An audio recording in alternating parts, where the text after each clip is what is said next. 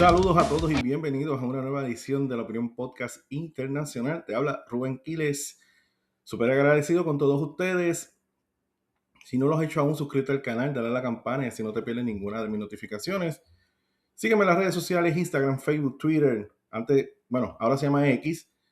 Búscame en Spotify, búscame en TikTok y me vas a encontrar. Recuerda darle like, comentar y compartir el episodio con todo el corillo que le gusta la política y más que nada que le gusta la política internacional. Bueno, Trump cancela los ataques contra Irán tras alcanzarse un principio de un acuerdo que incluye la apertura total y completa del estrecho de Hormuz y el fin de la amenaza nuclear de Teherán. Con los cazas y los lanzamisiles preparados y listos para la acción contra la República Islámica de Irán, con unos niveles de terror militar, fuerza y poder que no se veían desde la Segunda Guerra Mundial. Fíjate, precisamente ayer veía la película Pressure, la de Brendan Fraser, que hace de Dwight Eisenhower. Extremadamente súper recomendada. Tremenda película. Hace tiempo que yo no me sentaba y decía, esta película hay que verla. Porque últimamente lo que hace Hollywood es basura. Qué buen actor es Brendan Fraser. Todos crecimos con él, ¿verdad? The Mummy, Blast from the Past y otras películas más que él hizo, pero nunca había visto los matices de este señor actuando. Tremendo. Bueno, me quedé como que, wow.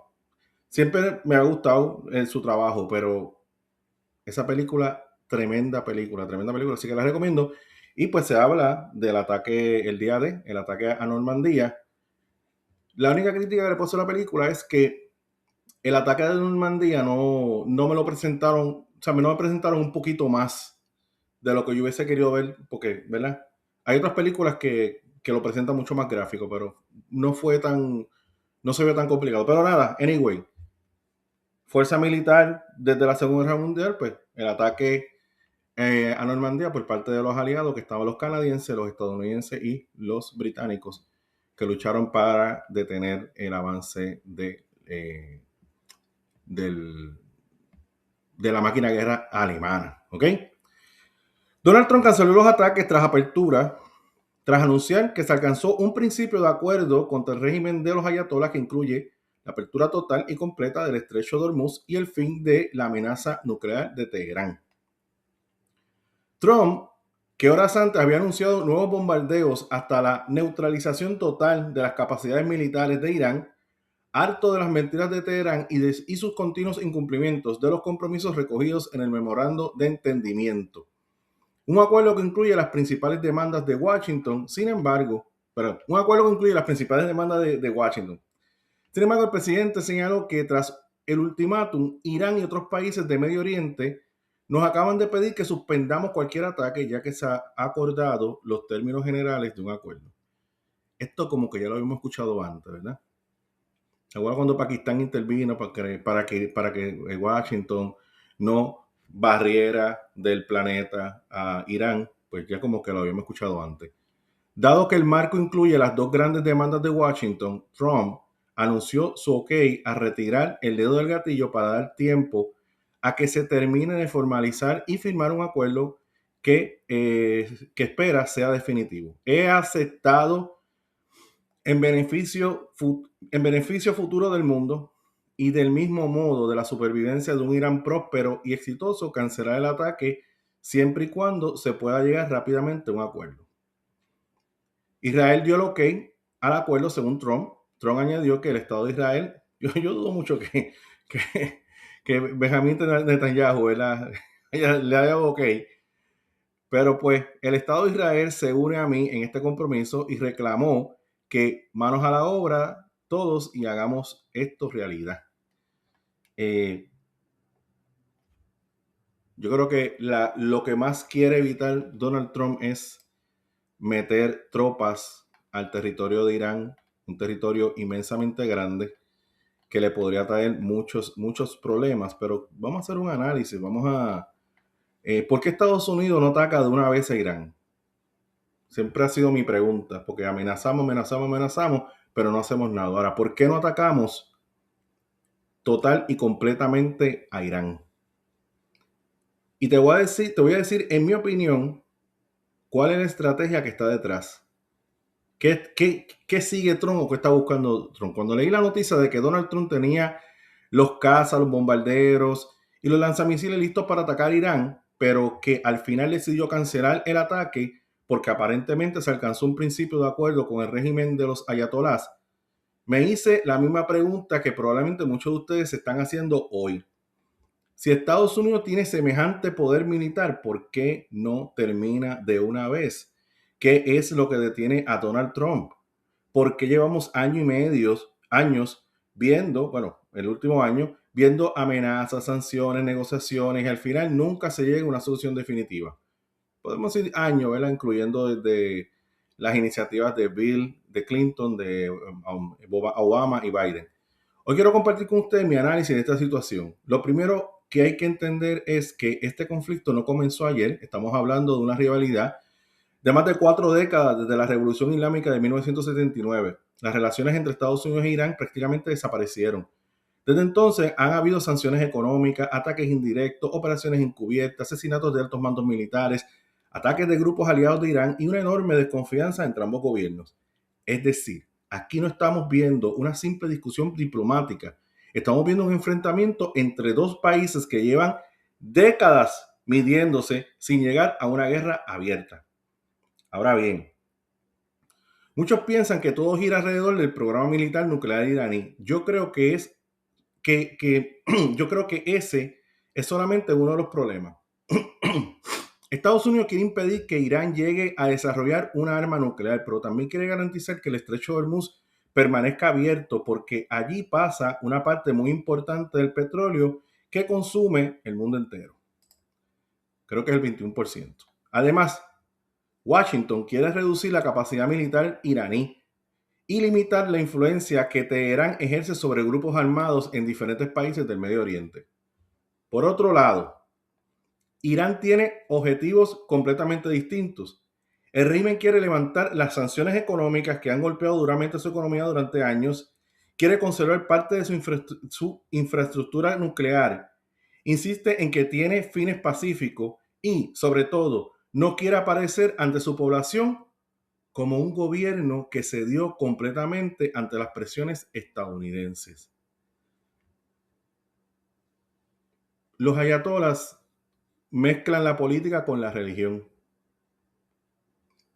Y cuando Estados Unidos ataca a los ayatolas, para mucha parte de la población que los ve a ellos como sagrados y divinos, es un choque fuerte.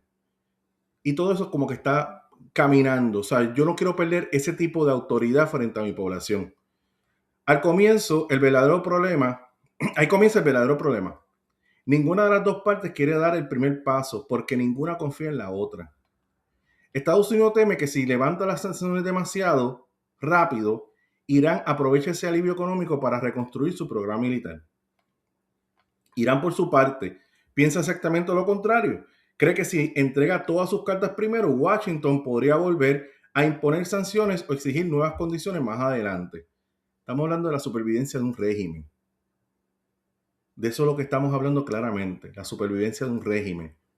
Esta gente no necesariamente está pensando en su país o su población. Ellos están pensando en cómo nosotros nos mantenemos en el poder luego de. Y definitivamente hay unas cartas que tiene Irán con las cuales puede negociar. Es un juego donde ambos desconfían mutuamente, profundamente del otro, y precisamente por eso vemos este patrón repetirse una y otra vez. Primero aparecen las amenazas, luego llegan los movimientos militares, se despliegan portaaviones, se movilizan bombardeos, se preparan misiles, se hablan de ataques inminentes, los mercados internacionales reaccionan, colapsan, el precio del petróleo vuelve a subir, después aparecen países mediadores. Comienzan llamadas telefónicas, empiezan conversaciones discretas, se anuncian principios de acuerdo y finalmente el ataque se suspende. No es la primera vez que ocurre y probablemente tampoco será la última. Aquí es donde entra Donald Trump. Muchos interpretan este comportamiento como una contradicción. Yo no necesariamente lo veo así. Trump suele negociar desde una posición de máxima presión. Su estrategia consiste en convencer al adversario de que realmente está dispuesto a utilizar la fuerza, la disuasión. Mientras más creíble sea esa amenaza, mayores son las posibilidades de que el otro lado acepte negociar. Por eso que a Trump le dicen taco Trump. Porque como él eleva la presión tan grande para después echarse para atrás, ¿verdad? Máxima presión. Voy a hacer esto, te voy a hacer esto, te voy a hacer esto. Y después estoy velando a ver cuál puede ser tu reacción. Entonces, como el adversario ya no sabe si él va a atacar de verdad o no va a atacar de verdad, pero oye, cuando tú tienes 3 portaaviones frente a las playas de tu casa, ¿me entiendes? Pues tú lo vas a hacer o no vas a hacer. O sea, tú no vas a mover todo ese equipo militar para no usarlo. O sea, lo moví por algo. Y todos esos planteamientos están dentro de su cabeza. Es una estrategia que ha utilizado en diferentes escenarios internacionales, pero una cosa es amenazar y otra muy distinta es comenzar una guerra. Porque iniciar una guerra contra Irán sería una decisión enorme. Sería caer en la trampa que cayó Bush cuando se fue, invadió Irak y después se invadió Afganistán y todos esos movimientos militares incrementó el gasto público por las nubes, mantuvo un ejército desplegado por más de, bueno, casi 20 años, para luego que se salió Estados Unidos de Afganistán y que hicieron los talibanes. Bueno, ya, se acabó el show. Y volvemos otra vez a gobernar. ¿Qué hicimos? Nada, ¿ok? Así que, y la promesa de Trump era, yo no voy a iniciar guerra. Yo no voy a iniciar guerras permanentes. Esa fue la promesa de Donald Trump. O sea que entraría en una contradicción a la promesa que ya le había hecho. Y de todas esas cosas, obviamente, él se quiere cuidar. ¿Okay? Mucha gente cree que Estados Unidos simplemente bombardearía unas cuantas instalaciones y el problema terminaría. Yo no estoy tan seguro. Irán sigue teniendo una importante capacidad militar. Posee misiles, miles de misiles, tiene drones que puede causar todavía mucho daño a las bases militares que rodean a la misma Irán y a los países aliados de Estados Unidos. Y son países importantísimos porque son monarquías petroleras que si tú los atacas, afectaría mucho más el petróleo y la distribución del petróleo a nivel mundial. Cuenta con fuerzas navales y mantiene relaciones con distintos grupos aliados en la región. Eso significa que una guerra difícilmente quedaría limitada al territorio iraní. Podría extenderse rápidamente por todo Medio Oriente. Las bases militares estadounidenses podrían convertirse en objetivos. Israel tendría que prepararse para responder. El tráfico marítimo podría verse afectado y el estrecho de Hormuz podría cerrarse nuevamente. Si eso ocurre, las consecuencias económicas serían enormes, no solamente para Estados Unidos, también para Europa y para Asia, y prácticamente para todo el mundo. Recordemos que una parte muy importante del petróleo mundial pasa por ese estrecho. Si el flujo se interrumpe, los precios internacionales pueden dispararse en cuestiones de días. Eso tendría un impacto directo sobre la gasolina, el transporte, la electricidad y el costo de vida en muchos países. Por eso creo que Trump entiende que una guerra tiene costos militares, pero también tiene enormes costos económicos. Y ahí aparece una pregunta. ¿Por qué si Estados Unidos tiene el ejército más poderoso del planeta, no elimina simplemente la amenaza? Porque podría destruir instalaciones militares. No significa destruir, ok, porque destruir instalaciones militares no significa eliminar el problema.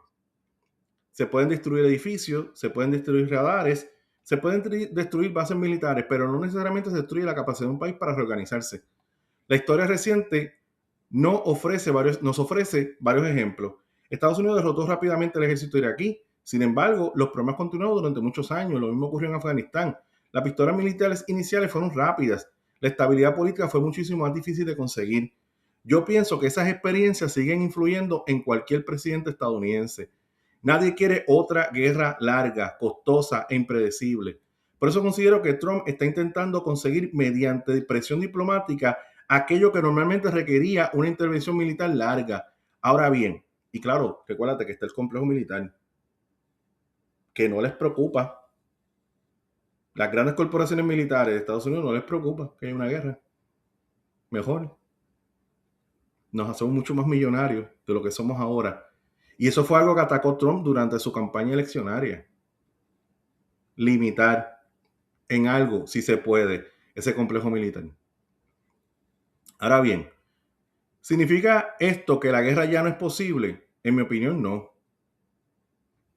Mientras no exista un acuerdo definitivo y firmado, y más importante todavía, mientras ambas partes no comiencen a cumplir sus compromisos, el riesgo seguirá existiendo. Las negociaciones pueden romperse. Alguna de las partes puede acusar a la otra de incumplir. Puede producirse un incidente militar inesperado y toda la situación podría cambiar nuevamente en cuestión de horas. Eso explica por qué vemos anuncios que aparecen contradictorios. Un día escuchamos que los ataques son inminentes, al siguiente día se habla de negociaciones. Después aparecen nuevas amenazas y nuevamente vuelven las conversaciones. No necesariamente significa improvisación. Muchas veces fue una parte del propio proceso de negociación. Al final, creo que tanto Estados Unidos como Irán entienden algo muy importante. Los dos saben que una guerra abierta tiene un costo gigantesco. Estados Unidos posee una superioridad militar enorme. Eso prácticamente nadie lo discute. Pero Irán también tiene capacidad para responder y generar una crisis regional de grandes proporciones. Ninguno de los dos quiere pagar ese precio si todavía existe alguna posibilidad de alcanzar un acuerdo. Por eso creo que la noticia más importante no es que Trump canceló un ataque. La noticia realmente importante es que ambas partes todavía consideran que vale la pena seguir negociando. Eso demuestra que incluso después de tantos años de enfrentamientos, amenazas y sanciones, todavía existe la posibilidad de evitar una guerra que tendría consecuencias para todo el planeta. Ahora, les pregunto a ustedes, ¿creen que Donald Trump está utilizando correctamente esta estrategia de máxima presión para obligar a Irán a negociar? ¿O simplemente que Irán simplemente está ganando tiempo y que tarde o temprano Estados Unidos terminará utilizando la fuerza militar? Déjame tu opinión en los comentarios, me interesa saber muchísimo, leer tus argumentos, debatir este tema con ustedes. Si les gustó este análisis, no olvides suscribirse, darle like al video y compartirlo para que más personas participen de la conversación. Nos vemos en el próximo video.